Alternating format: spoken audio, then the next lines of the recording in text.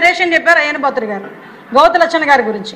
అంటే 11 సీట్లతోని ప్రతిపక్ష హోదా రాదు అన్న సంగతి అతనికి తెలిసి రావటం ఇష్టం లేక అతనితో పాటు మిగతా 10 మంది గెలిచిన వాళ్ళని కూడా అధ్యక్ష అనే పదానికి నోచుకోకుండా చేయటం అనేది నిజంగా వాళ్ళ తాలూకా దురదృష్టం అధ్యక్ష.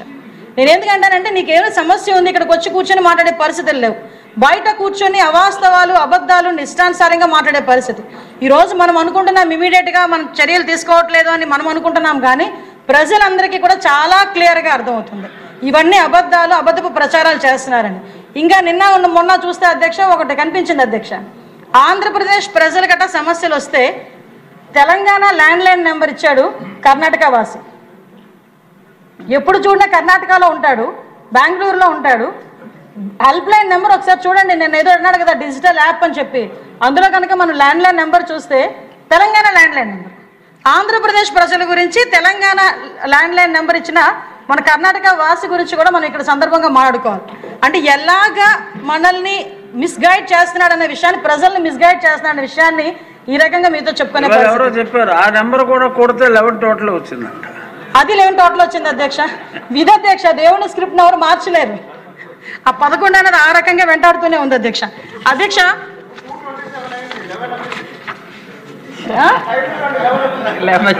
సార్ నిజమే సార్ 227 అధ్యక్ష. ఆ 11 గురించి మాట్లాడుతున్నప్పుడు 227 ఇప్పుడు అది కూడా టోటల్ 11. అంటే 11 ఏ రకంగా వెంటాడుతుందో ఇప్పుడు తెలుస్తుంది. ఇది దేవుని స్క్రిప్ట్ అంటే, అసలైన దేవుని స్క్రిప్ట్ అంటే ఇది అధ్యక్ష. ఇలాగే అధ్యక్ష ఇప్పుడు మీ అందరికీ తెలుసు అధ్యక్ష, ఇందాక మన విష్ణుకుమార్ రాజు గారు మాట్లాడుతూ పోలీసుల గురించి, అదేవిధంగా అంటే చాలా మంది పోలీస్ వ్యవస్థ మీద అసంతృప్తిగా ఉన్న విష్ణుకుమార్ రాజు గారు ఆ విషయంలోనే మా మీద తిరిగి అటాక్ మొదలుపెట్టారు. కానీ ఒకటి అధ్యక్ష, ఇప్పుడు శంకరయ్య గారి గురించి, సిఏ శంకరయ్య గురించి కూడా చాలా మంది మాట్లాడారు అధ్యక్ష. ఇది ఆల్రెడీ యాక్చువల్గా ఇతని మీద అప్పుడే సస్పెండ్ అయ్యారు.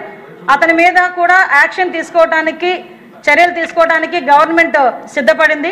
త్వరలోనే అతని మీద కఠినమైన చర్యలు ఉంటాయి, క్రిమినల్ చర్యలు కూడా ఉంటాయి అధ్యక్ష. అది సభాముఖంగా మీ అందరికీ కూడా చెప్తున్నాను అధ్యక్ష.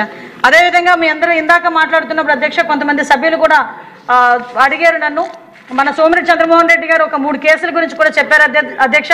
దానికి కూడా ఒకసారి సిట్కి ఇమ్మని చెప్పి నాకు రిక్వెస్ట్ చేశారు. దాని మీద కూడా మేము ఒకసారి చర్చించుకొని అది కూడా సిట్కి ఇచ్చే బాధ్యతని ఒకసారి నేను తీసుకుంటానని చెప్పి మీ అందరికీ కూడా తెలియజేసుకున్నాను అధ్యక్ష. అఖిలప్రియ గారు చెప్పారు కొన్ని కేసులు. అంటే విషయం ఏంటంటే ఒక్కసారి నేను మా సభ్యులందరూ